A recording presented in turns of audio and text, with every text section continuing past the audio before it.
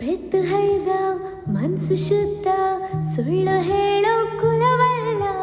ಸುಣ್ಣದ ನೀರ್ಗೂ ಗೋವಿನ ಹಾಲ್ಗೂ ಯತ್ವಾಸ ಗೊತ್ತಿಲ್ಲ. ಆ ಐ ಈ ಓದಿ